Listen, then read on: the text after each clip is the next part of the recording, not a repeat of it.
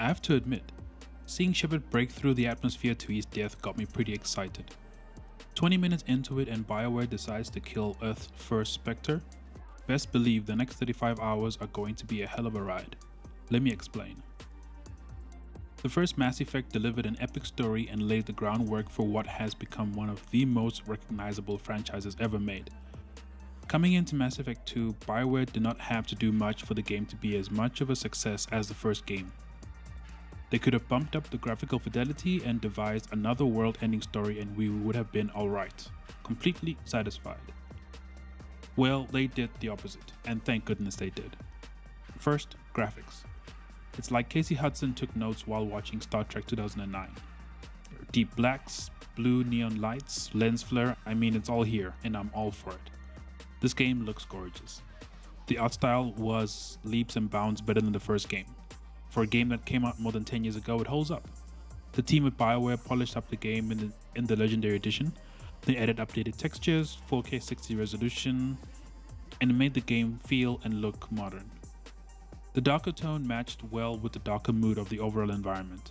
Shepard alone took on a brooding personality, more so than in the first game. He went from being the loyal soldier to a pretty convincing mercenary. I chose Paragon in both games. I guess plunging headfirst into an icy planet changes you. Who knew? Mariana, you want to live, don't you?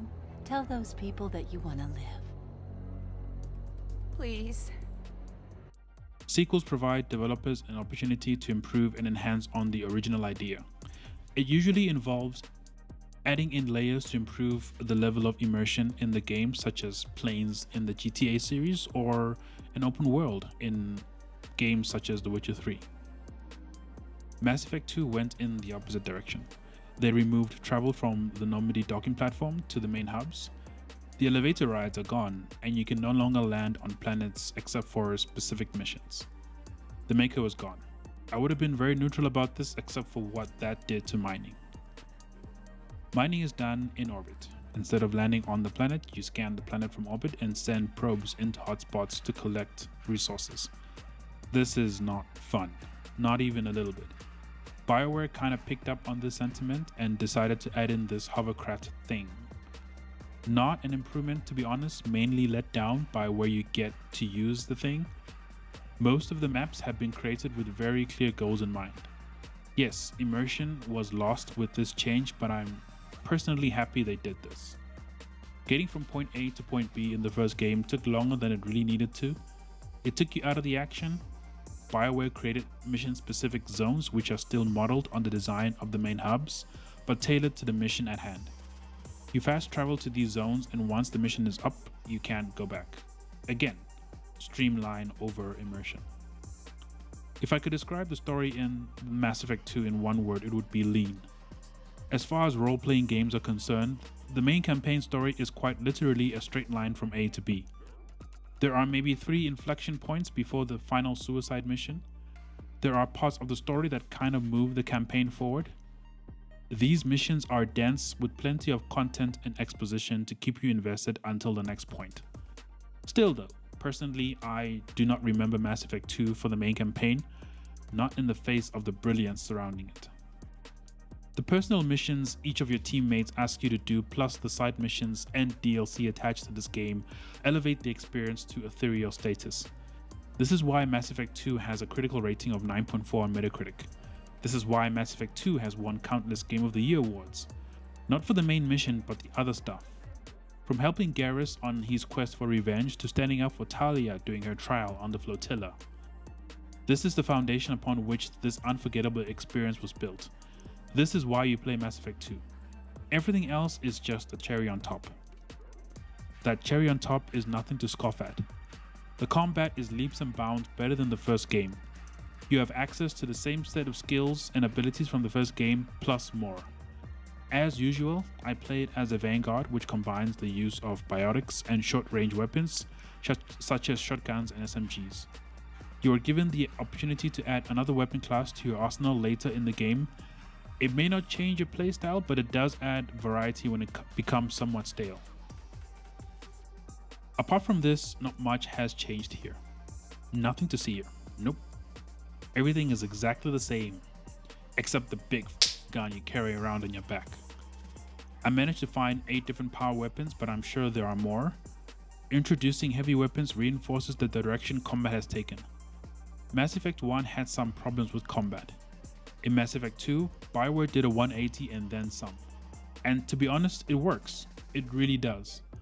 The action RPG title fits like a glove, and this has defined the combat for the series ever since. Combat is fun. It is energetic, engaging, a massive step up from the first game. Target down! The usual suspects are here, except Kaidan. Plus, you are introduced to several new and arguably more interesting squadmates. If I had to rank them, it would probably be Garrus and everyone else. No, seriously, they all have a unique flavor. I liked all of them. They're all edgy and eccentric, exactly the kind of people you would expect to go on a suicide mission with.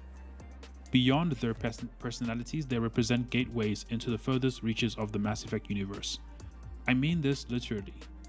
Your squad mates take you on quite the adventure around the galaxy. Recruiting most of the squad mates involves a series of missions that are fully fleshed out. While some may take place on the same planet, the location and generally the tone is different. And the tone of those missions, I mean, they're really deep. In one of them, you retrace the steps of a squad mate that had to escape a facility in spectacular fashion. Growth is a big part of your interaction with your squad mates.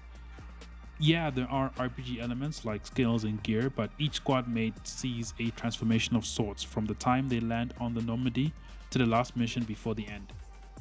Excellent storytelling, something carried over from the first game and delivered in spades. Little secret. I'll be reading down in the hold, or somewhere near the bottom. I don't like a lot of through traffic. Keep your people off me. Better that way. Is Mass Effect 2 better than Mass Effect 1? Yes, but it's kind of like comparing the Fellowship of the Ring and the Two Towers. The first movie had a single point of focus with every character following along this path, while the second movie was made up of smaller individual paths followed by the main characters. Different to the first movie, but neither better than the other.